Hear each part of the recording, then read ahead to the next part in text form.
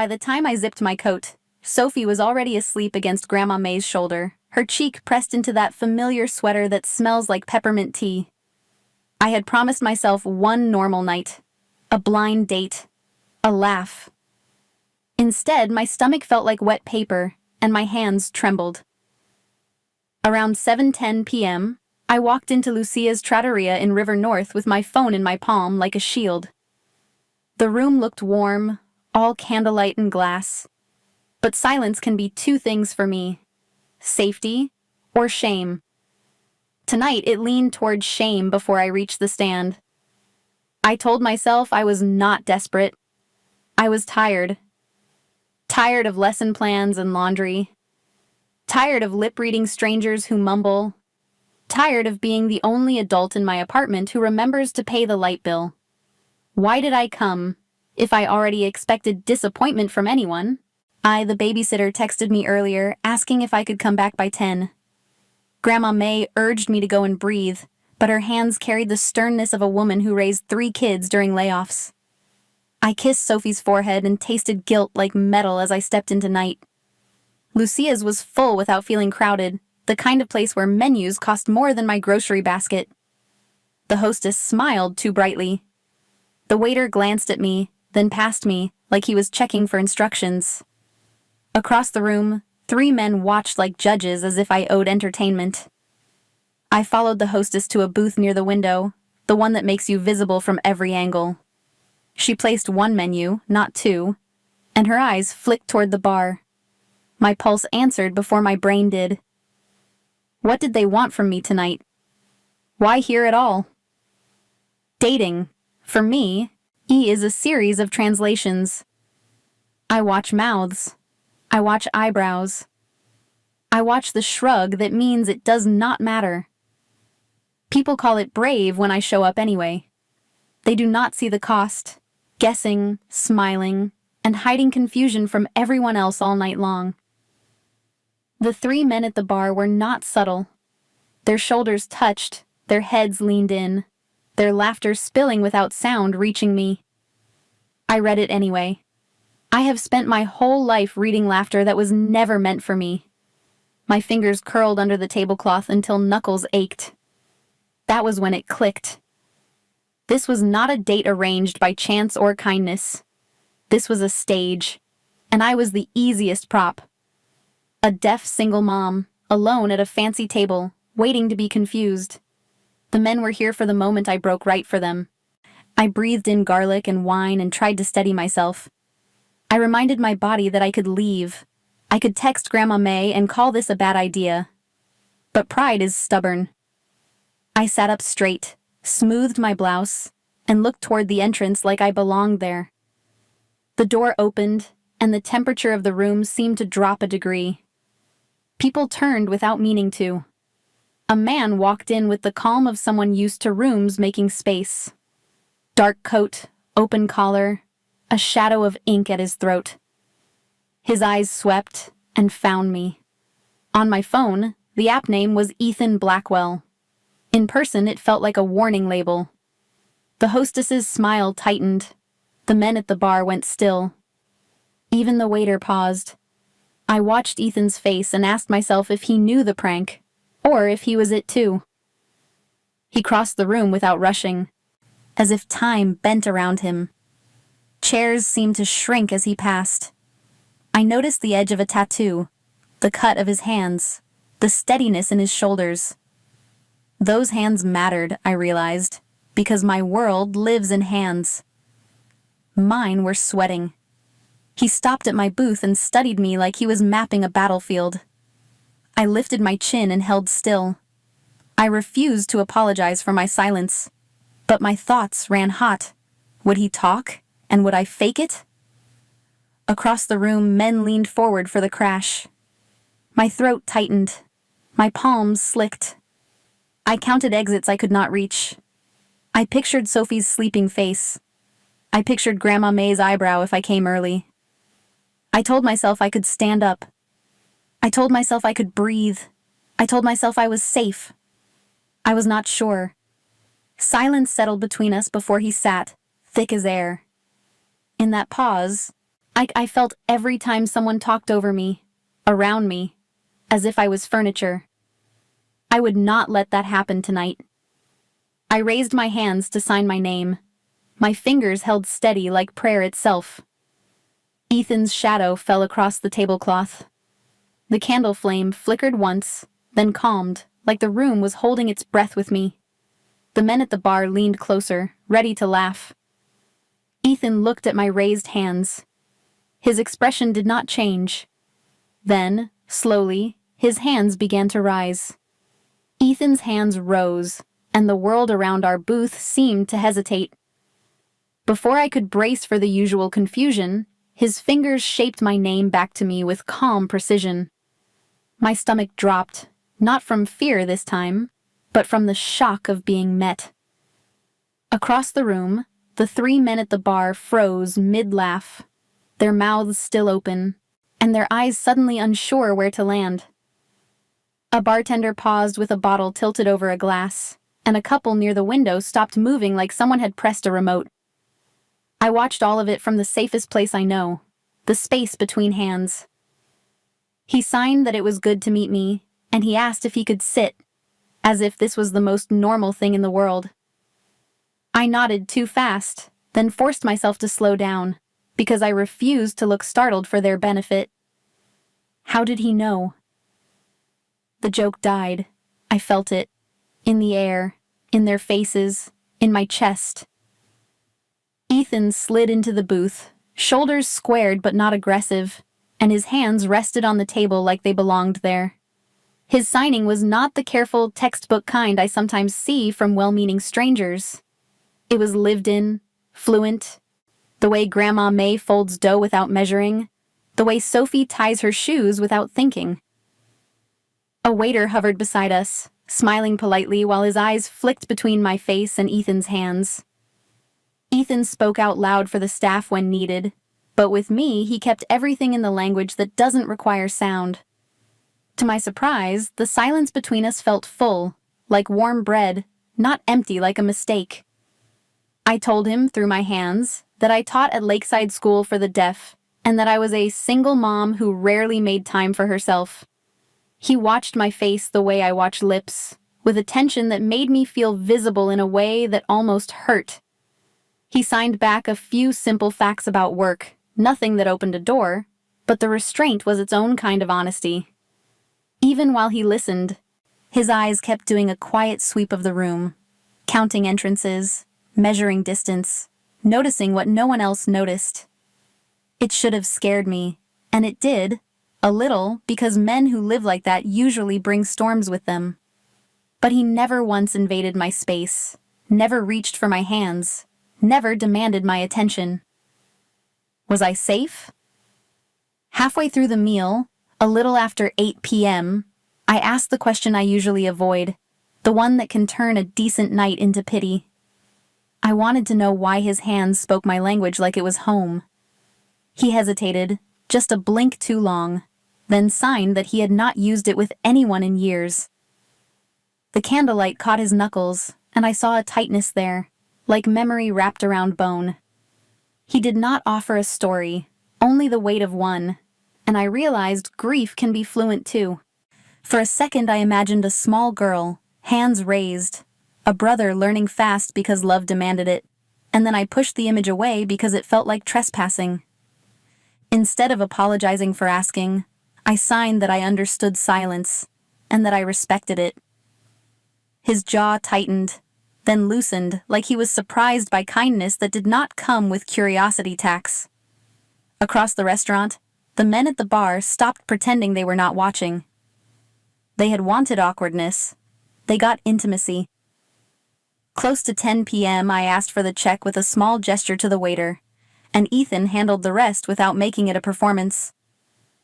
Outside, the air cut sharp along the sidewalk, and River North glittered like it hadn't heard about my fear. He walked with me for a block, not crowding, just matching my pace, and I kept my shoulders squared because I am a mother before anything else.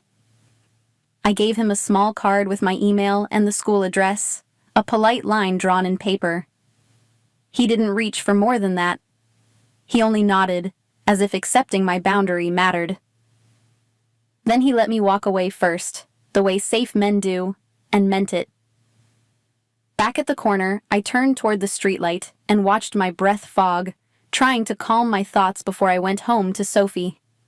The night had not felt like romance. It had felt like a door shifting on hinges I didn't know existed. I kept replaying his hands in my mind, the ease, the tenderness, the pain he tried to hide under control. If those men planned to make me a joke, why did he look like someone had finally found the right language to breathe again? And why did a man like Ethan Blackwell know mine? By the time I got home, the adrenaline had nowhere to go. The hallway light in our building flickered like it always did, and I hated that I noticed it now, as if danger could hide in cheap electricity. I slipped my keys into the bowl by the door, kicked off my shoes, and stood still for a second, listening with my eyes the way I always do. Grandma May was on the couch with Sophie asleep against her shoulder, one small hand curled around May's thumb like an anchor. May looked up and asked with her face if I was okay. I told her with a tired smile that I was fine, that it was just a long day. The lie tasted familiar. I carried Sophie to bed, breathing in shampoo and warm pajamas, and I kept seeing Ethan's hands in the candlelight like a replay I didn't press. In the kitchen, I packed Sophie's lunch for tomorrow. I'm stacking apple slices into a container, and counting crackers like that could calm me. My phone buzzed with a payment reminder, then another.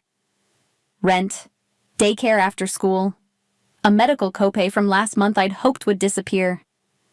Being the responsible one means the world never stops asking. It only changes the font. I washed the one plate in the sink and watched my own hands. They were steady again, but my mind wasn't. Ethan's signing had been fluent, effortless, like muscle memory. Was he being kind or strategic? Men with power don't do anything by accident, and I've learned the hard way that warmth can be a hook. Sophie woke up when I tucked the blanket higher. She blinked at me, then looked at my mouth, my eyes, my shoulders. Kids notice everything. She signed a simple question with sleepy fingers, asking where I went. I told her I had dinner with someone, nothing important, and she narrowed her eyes the way she does when she thinks I'm hiding the truth. I couldn't help smiling. How do you hide a storm from a child who lives inside your weather? Close to 11 p.m., I sat at the table with a stack of school papers. One form was for Sophie's field trip, and right under mother/guardian was father contact. The blank line felt louder than any music in Lucia's. Dylan Rourke's name hovered in my mind like a bruise you press just to check if it still hurts. He hadn't called in weeks, but he always had opinions when it mattered to him. I held my pen and imagined a courtroom, imagined a stranger deciding if deaf meant unfit. My stomach tightened. What happens when my daughter becomes part of the story?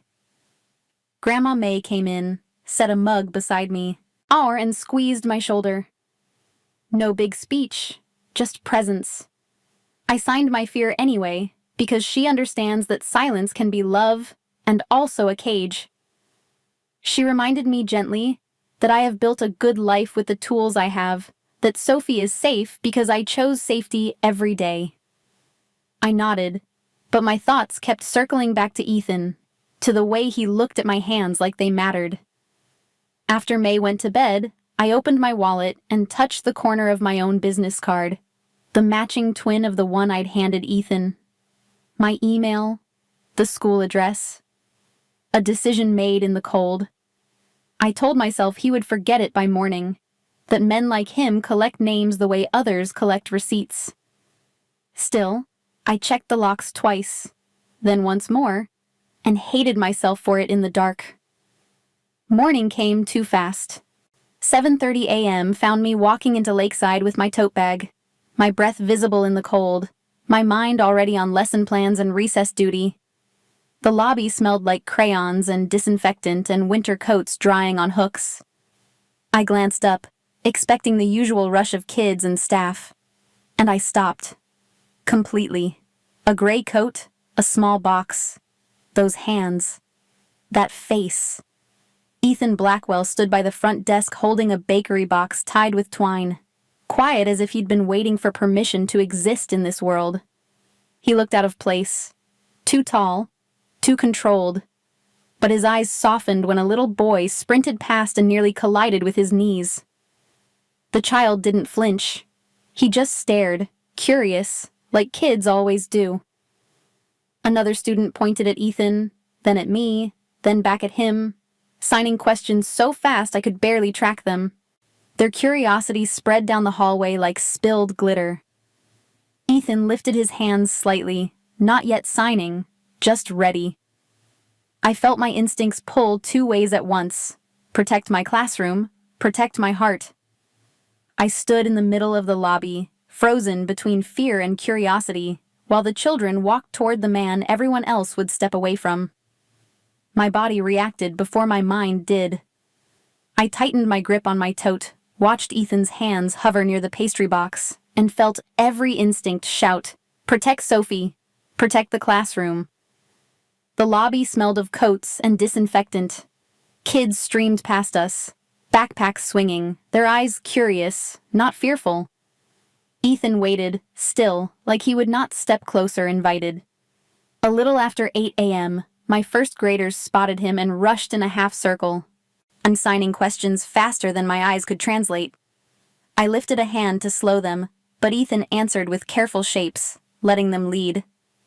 The front desk secretary stared at him, then at me, as if asking permission without words. I nodded once, uncertain. I guided him down the hallway, past bulletin boards packed with handprint turkeys and glitter snowflakes. The floor shone from fresh mop water, and the air carried marker ink. Ethan moved quietly beside me, not touching, not crowding. Yet his gaze flicked to doors, stairwells, cameras, the same way I check crosswalks when Sophie holds my hand in busy intersections. In my classroom, 20 small faces turned toward him like sunflowers. I set the pastry box on my desk, and the kids argued with their hands about who deserved the first cookie. Ethan pretended to misunderstand a sign on purpose, mixing up thank you with something silly, and the room erupted in silent laughter that shook shoulders and brightened eyes. I watched him take correction from a 7-year-old without pride. When Mateo tapped his wrist and showed him the right shape, Ethan nodded like a student, not a boss. My guard loosened against my will. Men with power usually collect praise. This one collected comprehension. He asked, through his signing, for my rules, and waited for my answer. Outside the door, teachers slowed as they passed, curious but cautious. One of them recognized the name on the badge and avoided my eyes. I felt heat rise in my cheeks. Ethan did not. He kept his posture relaxed, hands open, signing with the kids as if he belonged here. When a bell rang, he stood after I moved first. Close to 3 p.m., Sophie arrived with Grandma May for pickup, wearing her purple hat and her serious face. She stopped the moment she saw Ethan, then walked up like a tiny investigator. She studied his shoes, his hands, his eyes, then looked back at me, asking without signing if he was safe. Ethan crouched to her height and waited. Sophie signed a blunt question about whether he was my friend, the kind of honesty adults train out of themselves. I answered with a careful truth, and she kept watching him anyway. Ethan signed back slowly, respectful, letting her choose the speed. When she corrected his hand shape, he exaggerated surprise, and the kids burst into another wave of shoulder-shaking laughter. For a few minutes, I forgot the men at Lucia's and the papers on my table. I saw only a man letting children lead him, on giving them the rare gift of being taken seriously. Ethan's focus never drifted to applause. He looked at each child the way I do, reading their faces for meaning. That steadiness felt almost dangerous today. Then I noticed a mother in the doorway, her scarf off, her eyes fixed on Ethan like she had recognized a ghost. She grabbed her son's sleeve and tugged him back, not roughly, urgently.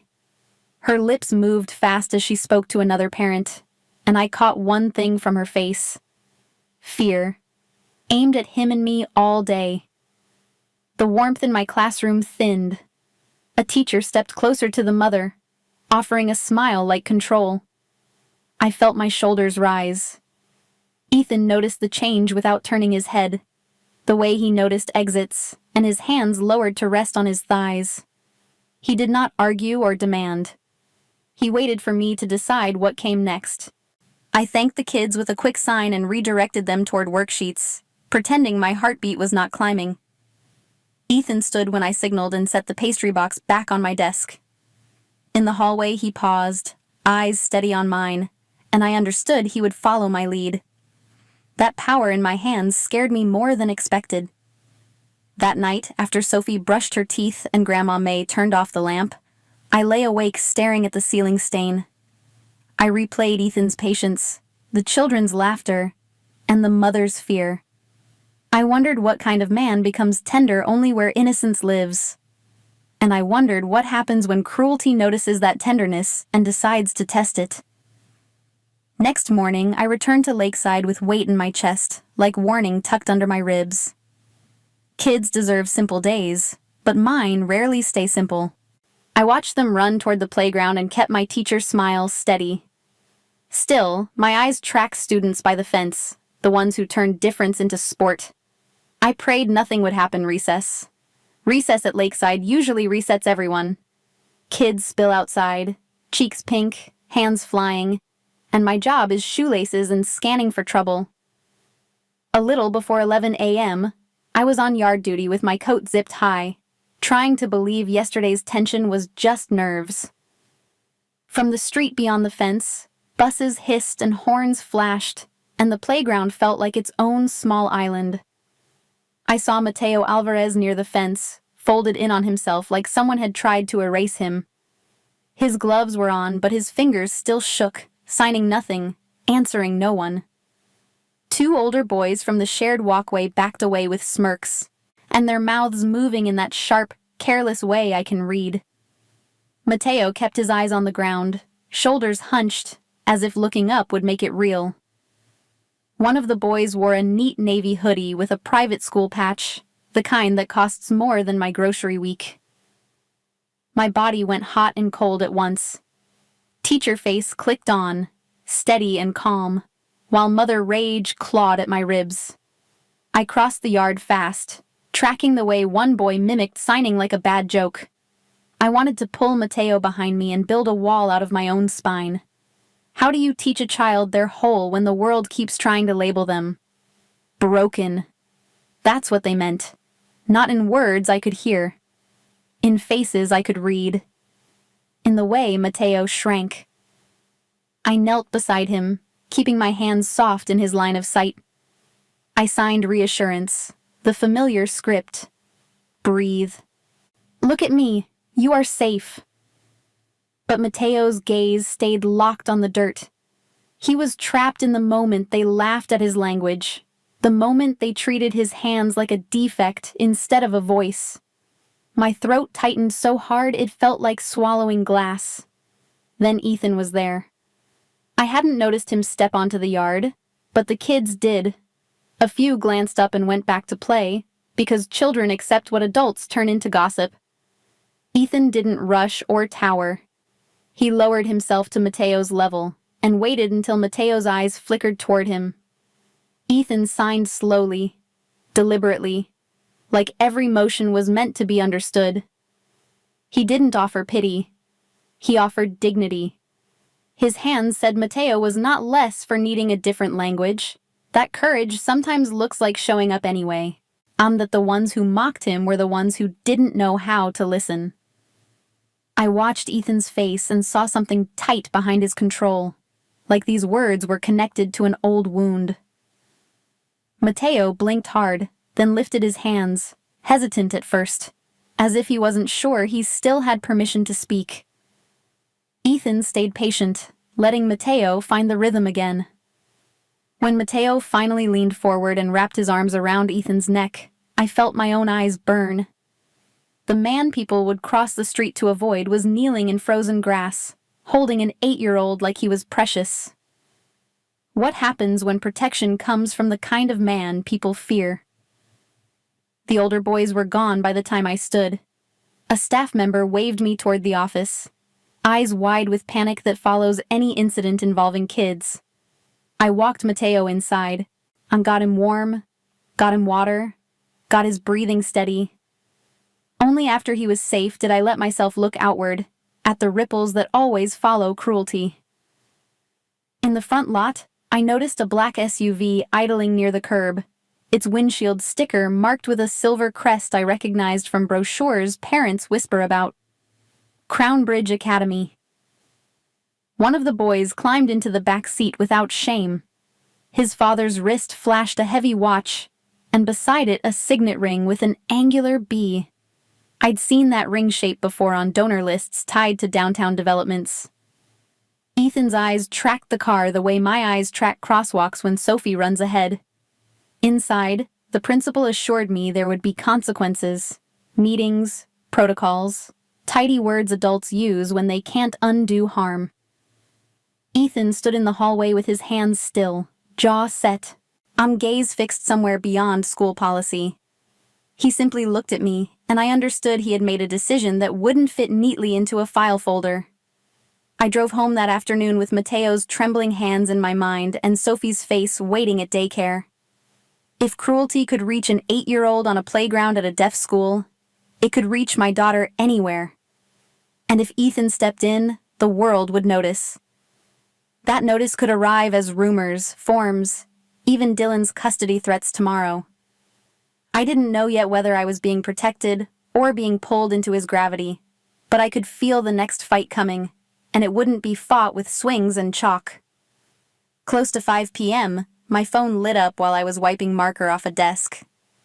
The subject line looked official, heavy, the kind that makes your stomach drop before you even open it. A petition for modified custody. Dylan Rourke's name. My hands went cold, then hot, then steady, because kids were still in the hallway, and I needed my teacher face. I signed goodbye to my students with a smile that did not reach my ribs. I drove home already, hearing panic in silence. In the parking lot, I opened the attachment and the letters blurred, not because I could not read, but because I could. Dates, allegations, a suggestion that my deafness made parenting unstable. I called Grandma May with shaking fingers, asking her to pick up Sophie while I met with the principal about the recess incident. May's voice was calm, and it steadied my breathing. I checked my calendar twice, counting hours like they were oxygen. How do you prove you're a good mother on paper to them? At home, May had Sophie eating noodles, her feet swinging under the chair. I kissed her hair and swallowed my fear so she would not taste it. The email kept repeating in my mind, not in sound but in sharp images. A judge's face, Dylan's confident smile. My quietness translated as weakness. I have spent my life translating a loud world, and now that same world was translating me, badly, into a problem that needed fixing. I wondered if love survives paperwork, or if it mattered. After dinner, I spread documents across the table like a bad game. School forms, daycare receipts, doctor notes, anything that proved Sophie's life was steady. A field trip paper still had the father contact line blank, and I stared at it until my eyes watered. Dylan had vanished when diapers turned into tantrums, then reappeared only when he needed control. I paid bills online, watching the balance drop, and hated that fear always costs money. Sophie hummed to herself, and I pretended that sound was enough. The next message came from Dylan's lawyer, polite words wrapped around a blade.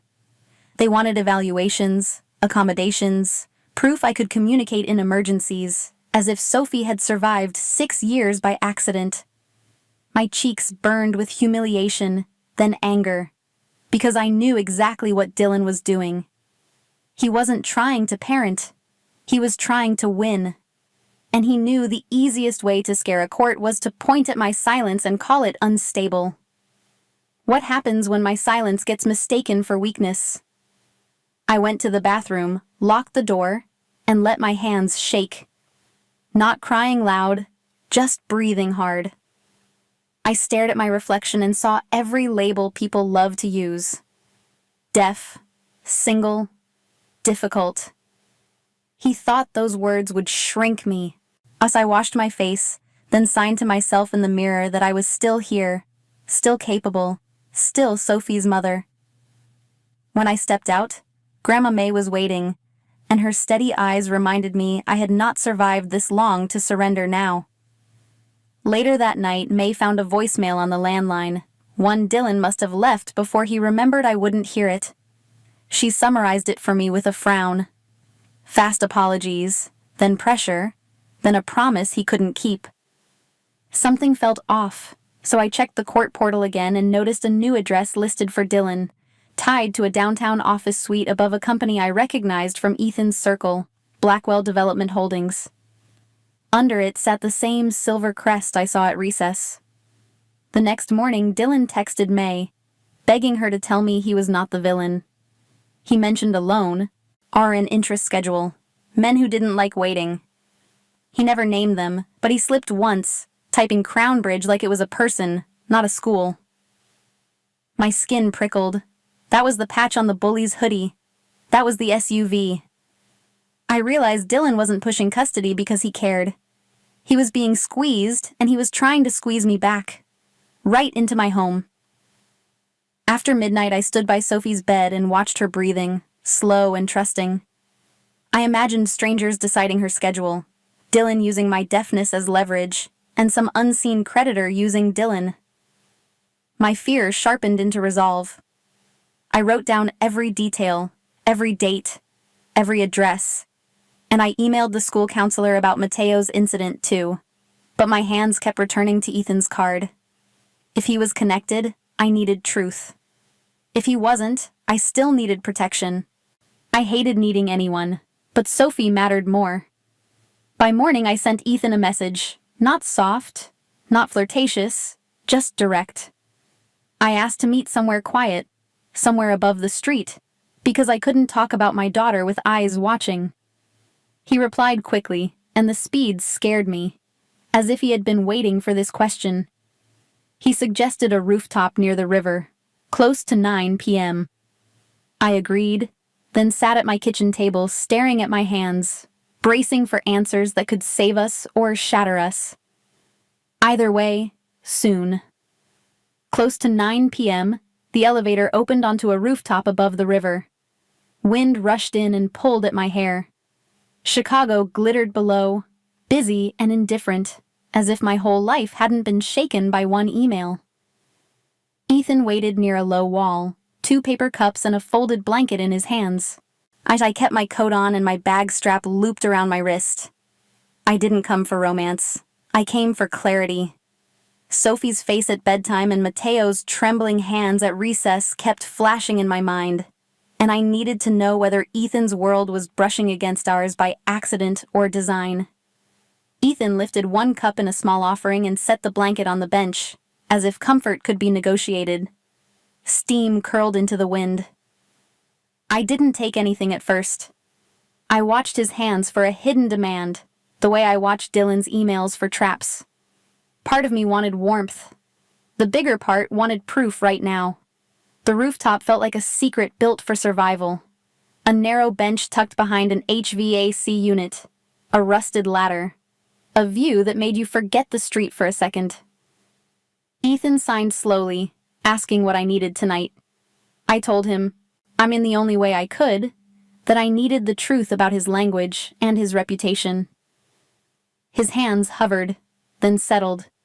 He stared over the water, jaw tight, like he was choosing between control and honesty.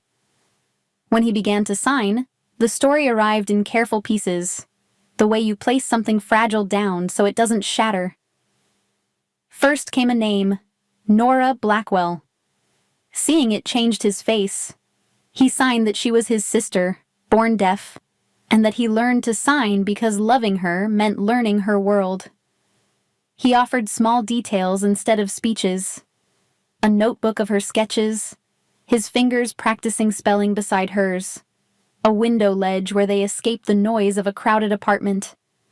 My throat tightened because I understood that kind of closeness. Deafness can turn a home into two separate planets, or it can teach everyone a new gravity. Ethan's hands said he chose the second. That was why his fluency didn't feel practiced. It felt welded into him. Then the air shifted. His hands slowed, and I realized the next part hurt. He signed that Nora died in an accident years ago, sudden and unfair, the kind of ending that steals words along with breath. After that night, he stopped signing. Not gradually, completely. 4 years of silence on purpose, because moving his hands meant touching grief. 4 years. No language, just walls. I stared at his fingers, still and strong, and something in me softened from suspicion into recognition. If a language can carry grief, can it carry healing too? I had spent my life being treated like a problem to manage. A mother people might second-guess because my world is quiet. Yet Ethan didn't look at my silence like a defect. He looked at it like a room he once lived in and ran from.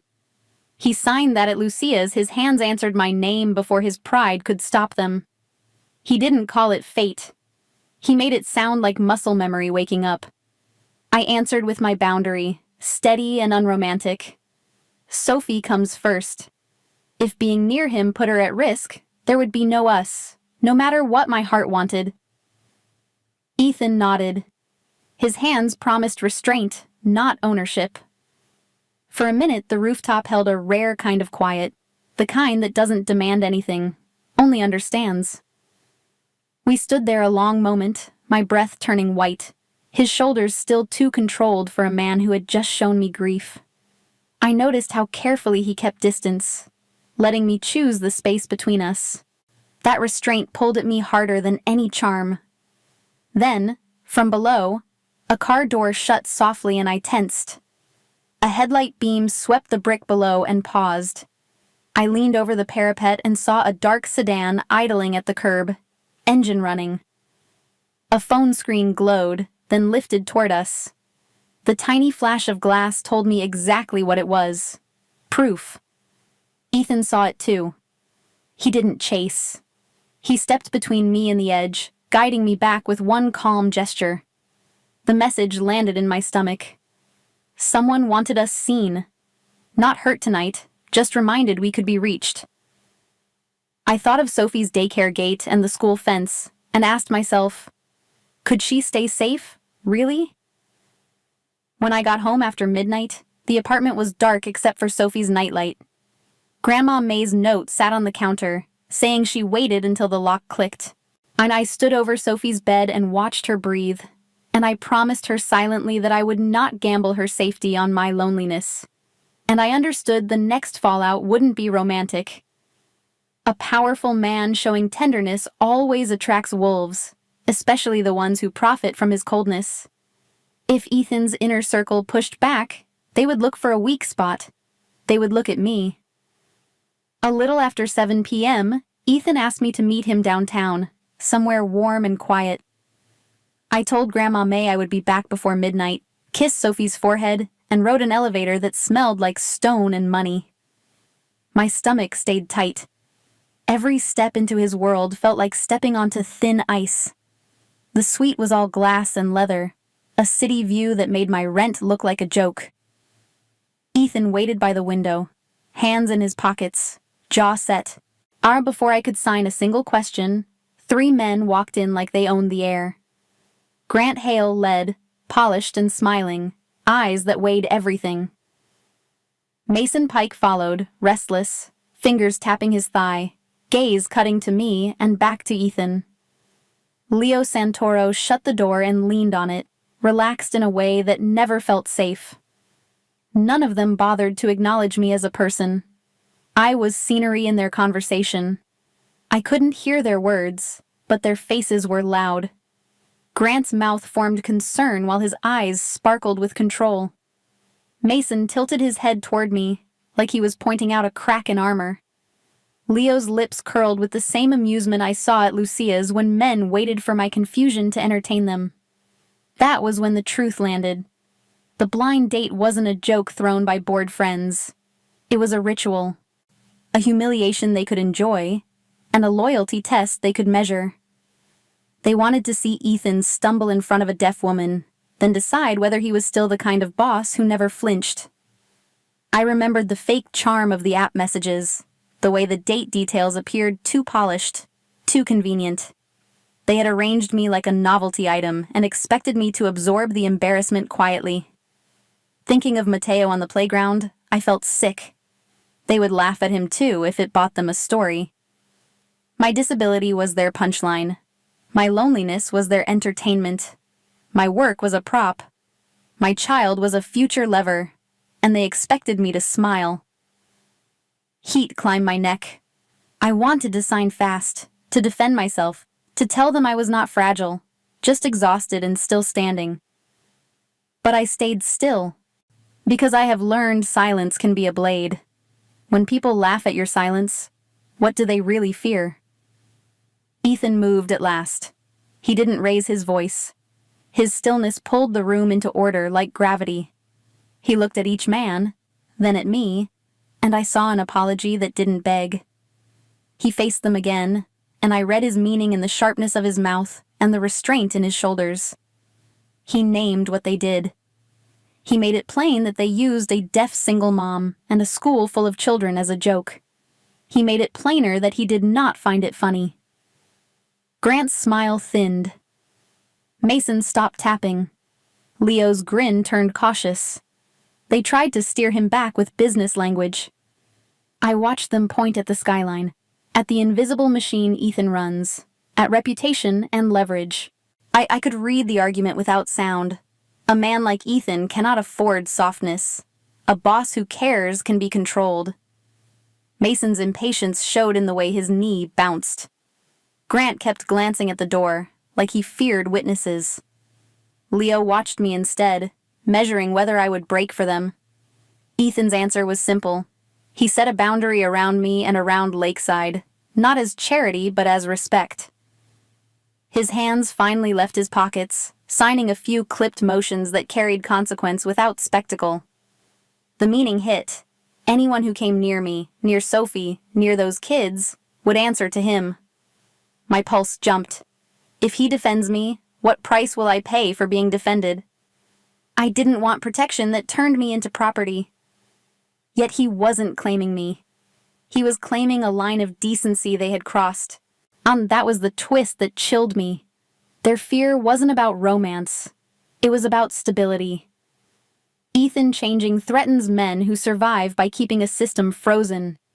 If he could be moved by a teacher and a classroom, then priorities could shift, money could shift, power could slip from their hands. Grant's eyes flicked to me again, calculating. Mason's jaw tightened. Leo's silent laugh sounded like a warning, even without sound. I realized I had become visible in a world where visibility is dangerous, and retaliation won't hit Ethan first. It will circle toward my life, my school, my custody case. Ethan walked me to the elevator without touching, giving me space to breathe. Close to midnight, my phone buzzed with a short message from him, asking if I was safe and telling me to lock my doors. I stared at the screen in my dark kitchen, seen Sophie asleep down the hall, and felt my stomach drop. This wasn't going to be sweet. This was going to be a test. Close to 7 a.m., I packed Sophie's lunch with hands that looked calm and felt electric. I cut strawberries, checked the front lock, checked it again, then smiled at her as if morning was normal. Fear made my attention sharper in strange places. Stairwell corners, parked cars, the reflection in a dark window. I signed to Sophie that school would be fine, and I hated how my face practiced confidence for her.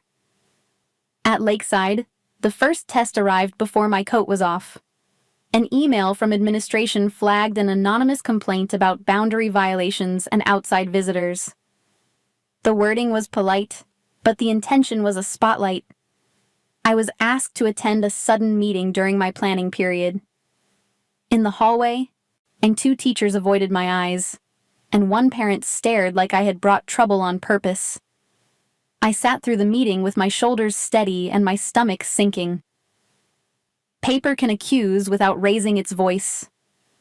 The principal's mouth formed careful phrases about safety and reputation, and I read between them. Someone wanted a record.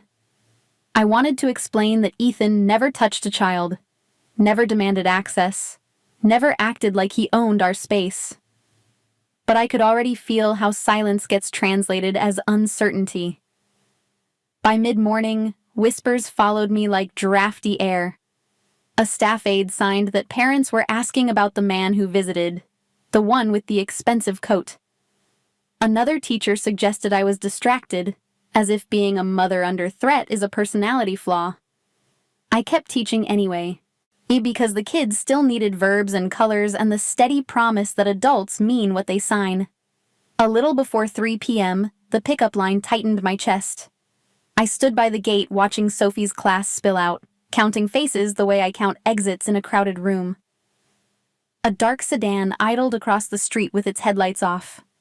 A man leaned against the fence, pretending to scroll, but his eyes kept lifting toward me. When Sophie ran to me, I held her close and forced my hands to stay gentle. My body went cold. My mouth stayed soft. My eyes missed nothing.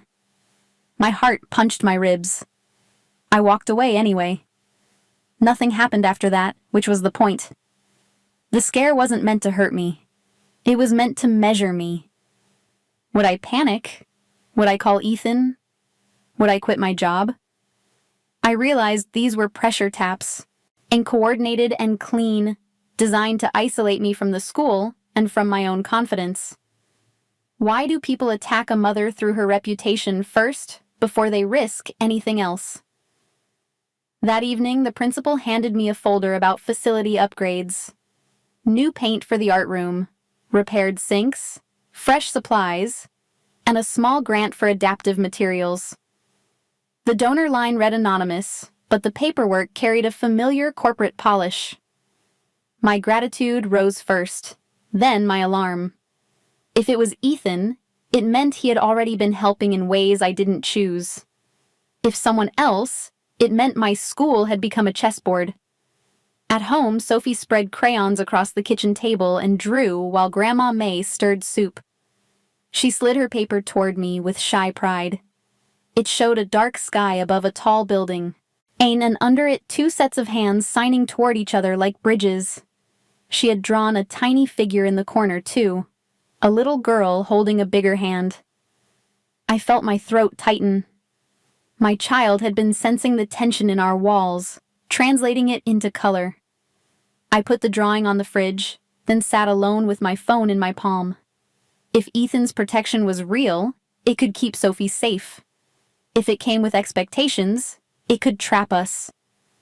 I would not be protected like a possession, not by him, not by anyone. I texted him to meet me again, not for comfort, for terms.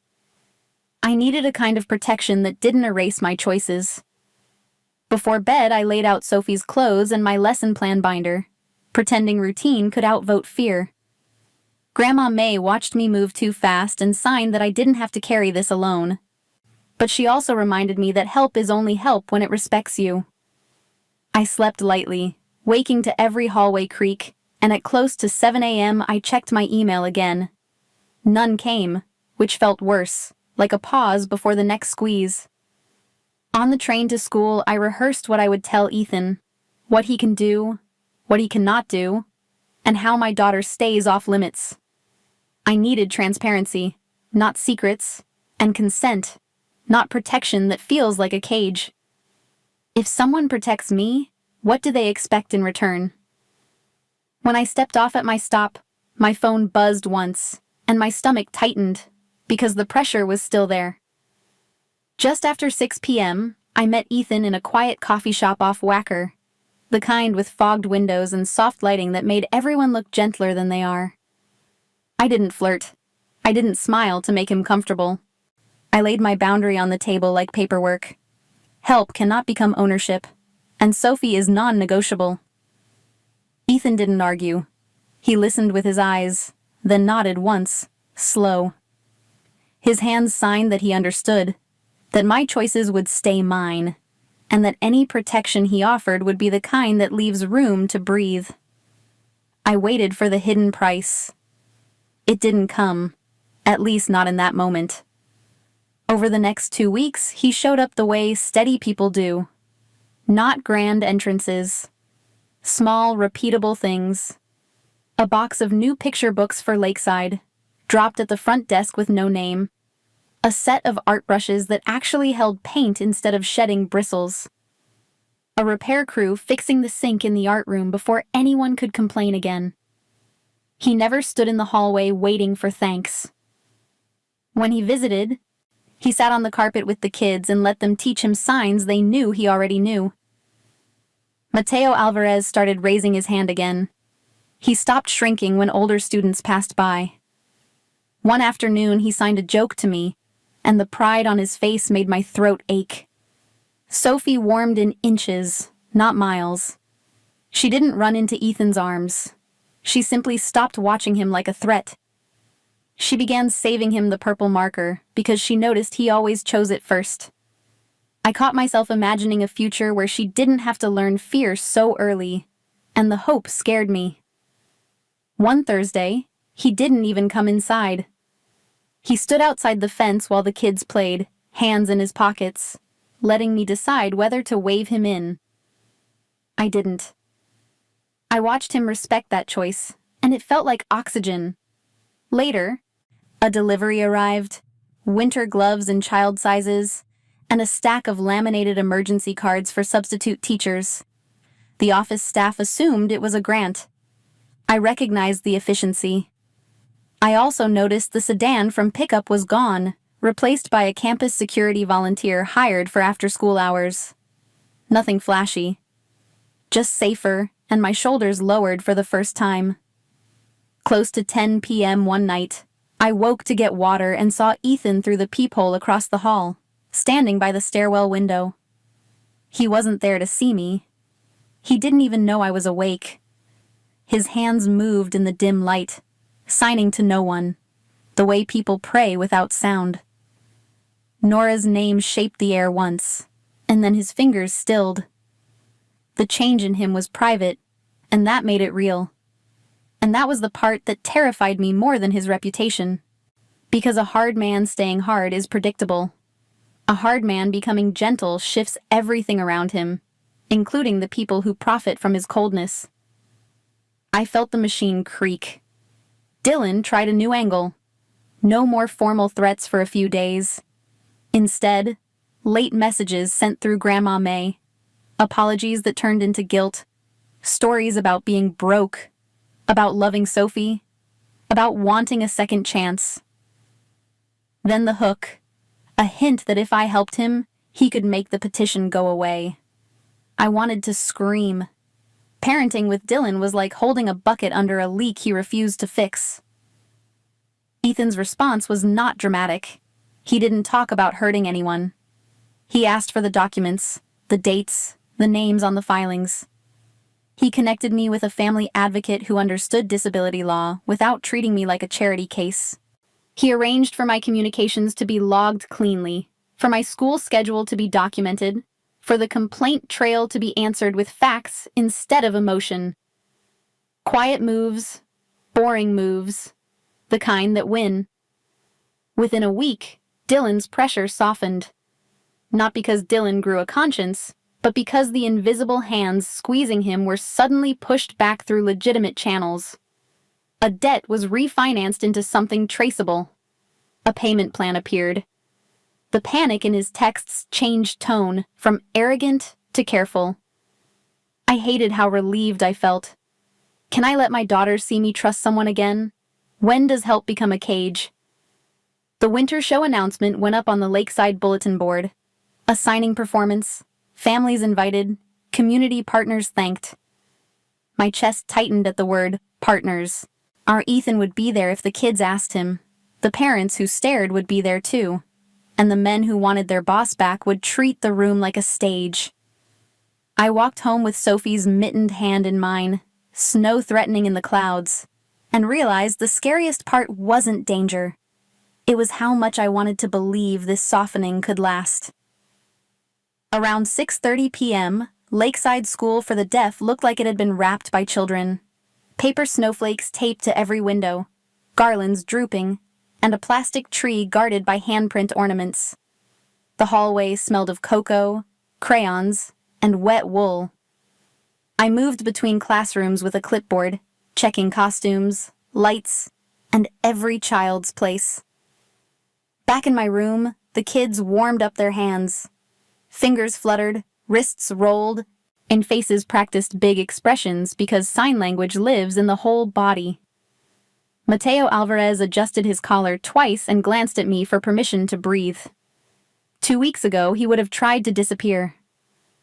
Tonight, he stayed in the center, chin lifted, eyes steady. Grandma May pinned a ribbon to Sophie's sweater and signed me a reminder to breathe. I kept smoothing my skirt, wiping my palms on my thighs, rehearsing cues in my head. In a corner, cookies cooled beside a stack of programs, and I wondered which adults came to celebrate and which came to judge tonight quietly. I told myself to focus on logistics, not the crowd. Parents filled the small auditorium, phones out, mouths moving in fast little storms I could not hear.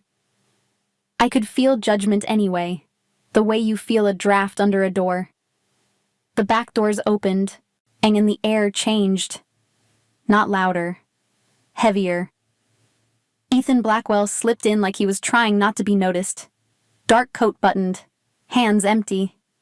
He sat in the last row, not claiming space, but his presence made strangers straighten. A few parents turned. A few stiffened.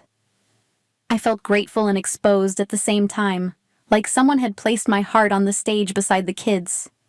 What does it mean to be seen without noise, when so many people only believe what they can hear? The lights dimmed. The first chords came from a recording, mostly for the hearing families, but on stage our children became the music. They signed in unison, tiny hands moving like a chorus, faces bright with the kind of pride that makes adults swallow hard. I stood at the side, cueing with small motions, letting them own the moment. Mateo's section arrived halfway through. He stepped forward, shoulders square, and signed his lines cleanly, not rushing, not shrinking. When he finished, he didn't look down. He looked out, past the boys who had mocked him, past the parents who whispered, straight into the room as if daring it to call him broken again. Something in my chest loosened. This was bigger than romance. This was dignity becoming visible. When the song ended, applause burst in waves I could feel through the floor, but the kids watched faces more than hands, learning that approval can arrive in many shapes. Sophie was in the aisle with Grandma May, vibrating with excitement. She slipped into the back row and perched beside Ethan like she belonged there. She tugged his sleeve, then signed something simple and bold, the way only 6-year-olds do. Ethan didn't flinch. He leaned closer, signed back slowly, and let her correct him when she decided his hand shape was not perfect. I watched his mouth soften into a real smile, not the kind men wear in meetings. Sophie nodded, satisfied, then turned toward the stage again as if she had completed an important inspection. My hope and my fear tangled together so tightly I could barely separate them. Afterward, families spilled into the hallway for cookies and photos. I collected paper plates, hugged kids, and kept my eyes moving. Ethan stayed in the back, talking with his hands to anyone who approached, never pushing forward. When the crowd thinned, he waited by the doors as snow began to fall outside. We stepped into a quiet street lit by amber lamps. Flakes drifted slow and soft, catching on my scarf, melting on my eyelashes. The city felt distant, like it was behind glass. Ethan walked beside me without touching, matching my pace, giving me space to decide what the silence meant. His hands moved, and I understood him without needing spoken words. He told me that being near me had not just brought back a skill. It had reopened a room in his chest he boarded up after Nora died. He spent years believing that if he never signed again, he could keep grief contained. But my hands at Lucia's reminded his hands what they were built for. He admitted, carefully, that remembering Nora no longer felt like drowning when he was with me. I felt my eyes sting. I wanted to lean into that tenderness. I also saw Sophie's small body in a big world, and the custody paperwork still sitting on my kitchen table. How do I choose love without gambling my child's safety? Or Ethan slowed, then formed a question with his hands, gentle and precise, asking for a place in our lives that was real, not hidden, not borrowed, not a rescue, not a claim, an invitation. I didn't answer. I held the moment like a fragile ornament, letting the snow fall between us, knowing my next choice would have to be made in daylight. The night after the winter show, I sat at my kitchen table with Ethan's questions still hanging in the air like snow that refuses to melt. He had asked for a real place in my life, in Sophie's life, and my heart wanted to rush forward. But my hands stayed still, because being a mother means I do not answer with impulse. I answer with terms. The next morning I wrote everything down.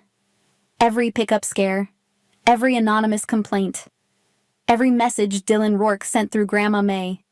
I met with the family advocate Ethan connected me to, and I brought receipts, calendars, teacher notes, and the kind of quiet proof that cannot be argued with.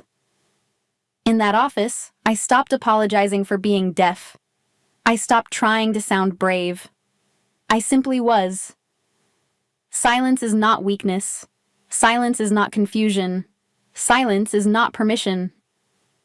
Dylan tried to twist the story one more time, but the paperwork he filed started to look thin next to the life I could document. When the court conference arrived, he showed up looking smaller than he wanted to be. The debt that had been squeezing him was no longer invisible, and the fear behind his confidence finally leaked through. He backed down. He agreed to a plan that kept Sophie steady, predictable, and protected. He did not win. He did not get to punish me for surviving. That afternoon, I walked out of the building and felt air fill my lungs like I had been holding my breath for years. I went straight to Lakeside, hugged Mateo Alvarez, and watched him sign a joke to his friends with his whole face bright. The world would still be cruel sometimes, but my classroom was not theirs to own. Ethan did what I asked him to do.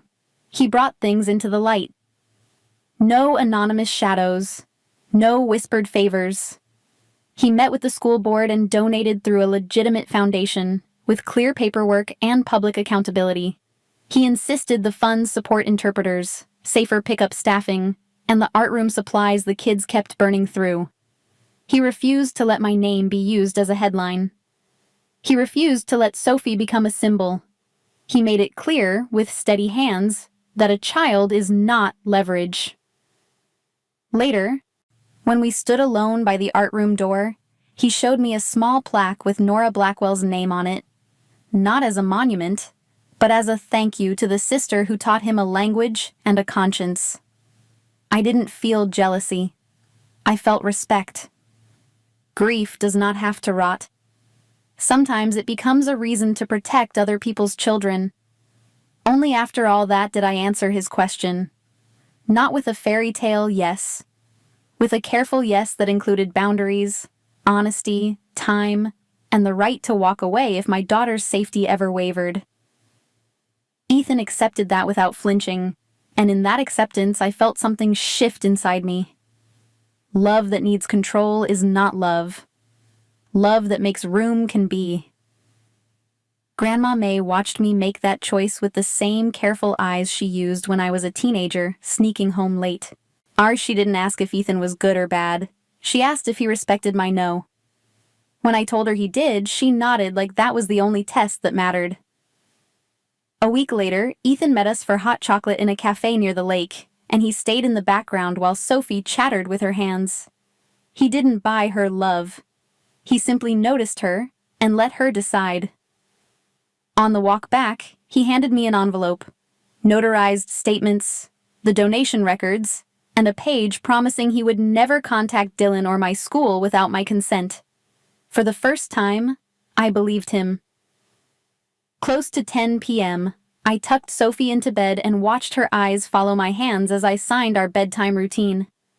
She reached up and signed something simple, something absolute, about home and safety and the way people can belong without loud words. It landed in my chest like warmth.